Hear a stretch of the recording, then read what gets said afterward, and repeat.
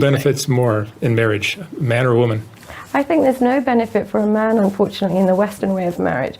I think it's so sickening that, you know, we have this agreement that women, when they divorce a man, they can just leave with a lot of his money or expect alimony for the rest of their life. And one of the things I always ask women is, are you going to have sex with him after you divorce for the rest of your life? And she's like, why would I do that? I was like, then why do you expect payment for the rest of your life? It's so strange that they want the perks and the lifestyle of the one that they attained from jumping on the back of their husband after the divorce, yet they wouldn't give anything after the divorce. They don't even give a lot of that during the marriage, let alone after. So I feel like it's it's almost a culture of creating sadistic women by pushing that kind of, you get half after the divorce. And they seem to say, well, you know, a lot of the excuses, oh, but I wasted so many years being dedicated to him, I wasted, but you both wasted it. That's a risk you take. He also wasted many years being investing in you, and he could have been investing in lots of other people. So that's a very interesting perspective when she says women today, they divorce the man and they expect expect to be compensated after the fact. So are you going to be giving him sex after the fact? And women are shocked by that, or a little bit put off by that question, but it makes perfect sense. Why would you want to be compensated after the fact? The divorce, your marriage you've come to an end, but yet he doesn't get anything in return for that compensation. Very interesting perspective. I just think that that's why I would be, as a man living in the West, unless it's for religious reasons, I wouldn't recommend you getting married. If you're religious, absolutely. But if you're non-religious and your wife or your girlfriend is putting pressure on you, ask her why. Ask her why, because a lot of them see it as a life insurance for after they get divorced, they still have a payment plan. But did you just hear that? They see it as a life insurance policy, and where they still have a payment plan. Like, I cannot have said it any better. Let us continue. That is very poetic. This is the extremities. This is not the average woman.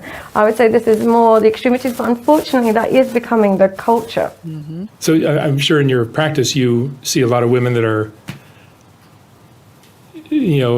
getting into things that look like a sugar baby type yes, absolutely. relationship. Are there women who marry men knowing full well that they're going to divorce them and take half their money? That's why they're marrying them. That's entirely why they're marrying them. And how you know, these are the signs that she's marrying you for money. Usually she's she's not got her own money. She's got nothing to lose from the marriage. So she will have no money of her own, or no career of her own, or she would have been married to a really rich man before and set up a business from that. But there's been a pattern of either no money or relying on men for money. Another thing is she usually comes from a broken home, yet she pushes the idea of marriage.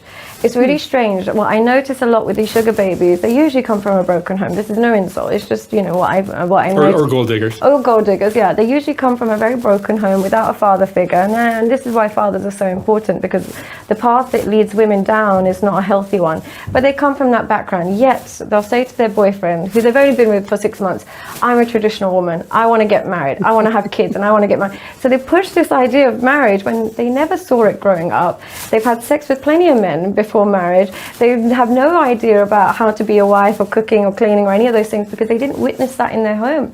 They didn't see mum and dad, have dinner together every day and mum being loyal to a man or anything. They didn't see that yet. They push the idea that they want to be married and they want to have kids. They make marriage the focus prematurely. They really, really push marriage prematurely. So you haven't even known them well enough, but they really push the idea of marriage, and you can't even mention the word prenup. It's a forbidden word. If you're no prenup, they want marriage without no prenup. So I spoke about this on one of my episodes a few weeks ago, where I looked into, prenups and what do some of the experts say about prenups, and what is a prenup, and what are some of the pros and cons of prenups, and should you get a prenup when you're about to get married. But based on what Sadia is saying here, she's saying that these sugar babies, these gold diggers, they target men and they want to get married. They're pushing marriage, even though that they don't come from that traditional family. They come from a broken home. Not to say that all women that come from traditional homes are like this. Let's clarify before people start saying, well, we're talking about all women from broken homes, that this is not true for all of them. Well, we already know that. It's a given, but we're speaking based on what she's saying, and especially from her own experience in her practice, that these women push marriage. They don't have a clue what it's about. They're not coming from a home where they've seen that type of setup, that example, to warrant why they're pushing after 6 months for the man with the money to marry them, because they're looking for a payday, and a payday that continues on perpetually.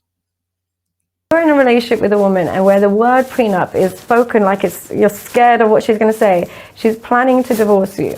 That's it. Whereas a woman who has no plans to divorce you treats a prenup just the way you treat car insurance. You have no plan of getting into a car crash, but you take out insurance because it's a logical thing to do.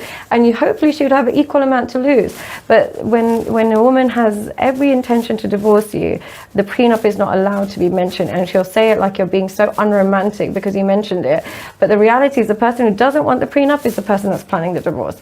Did you hear that, gentlemen? The person who don't want the prenup is planning the divorce. Wow, that's interesting. One of the other things that women tend to say to men, their partners who ask them to sign a prenup, is, you don't trust me. You don't trust me. This is why you want a prenup. You don't really love me. How can we have a good relationship on equal terms when I have to sign a prenup? So it's all this manipulation and all this different tactics come into play when a man who has built up his wealth over time before he's met this chick, and now she's put off because he's asking her to sign a prenup. If you're going to get married, we need to sign a prenup. And that's fair. That is absolutely fair. If a man comes to the table and he's been building his life, his wealth, and he's been setting things in place, and he has lots of money and he has lots of assets. Maybe he's coming from a previous relationship or a previous marriage. He may have kids, and he needs to make sure that his kids are provided for in terms of what he's going to leave for them. Why is it so wrong that he's asking you to sign a prenup? Why are you so like you want to go and take 50% if things don't work out? Of all the years way ahead before he even met you, you want to lay claim to something that you have not contributed to, and that's not right. The person that mentions a prenup is just being cautious, just like you would with health insurance. The person who avoids it is the one that's planning it. So they have these kind of signs and symbols, but more so than anything, they don't have traditional values. Outside of the idea of getting married, none of their lifestyle is traditional. Nothing's ever been traditional, ever, in any way, shape or form. But when it comes to marriage, for some reason, they're pushing for it. So it's obvious to a woman, but for men who are, particularly when they are hyper attracted to a woman, they lose focus and they can't see straight. And they have no other options in their minds. They have no options. And the other thing, they just don't know what real love even has tasted like. I think if you're going to get involved with a woman like that, you have to have like 7 options. You have to. And if one's but women like misbehaving, that don't go for men like that. I'm Sugar sorry? babies and gold diggers, they don't go for men with options. So they want guys that are They want guys that are, have limited Hooked. options. Yeah, they don't go for men with options. You'll see very few sugar babies that go for men who are at their peak, and very few will go for men that have high self-esteem. Very few will go for men that grew up in a really healthy relationship with their mother. They usually, they can sniff out men with very low self-esteem and limited options. And how you can tell a man's got limited options is your beauty is enough to get him invested. There's nothing else to it. You don't even have to talk about a lot. You don't have to invest a lot. And I'm in Dubai where I see this quite regularly. And you'll see they'll go out for dinner and she's not even talking to him. She's on her phone, but he worships her. And she knows that it's purely physical. And because she knows she can manipulate a man physically, she automatically knows this man is probably used to pornography and I'm the best he's ever had, and therefore he's not going anywhere. Wow. it seems like marriage is Manipulation 101. is not even an option for a lot of people now. It's sad, but one thing I'm curious about, I'm Muslim, so I very much advocate for marriage, but it's by the eyes of God. But if I wasn't religious, I wouldn't understand why people want to get married if you cohabit and have kids anyway. Yeah, everyone's doing that. Yeah, so I am curious, what is the reason that women give, or men give, for getting married if they don't have a religious... I think a lot of it is just the pressure in society that's what we all did. That's what our parents did. That's what... Okay, it's just the next step to do. It's like it's what you're supposed to do. And when you're madly in love with somebody, it just seems like the natural next step. Okay. Yeah. It's the expectation.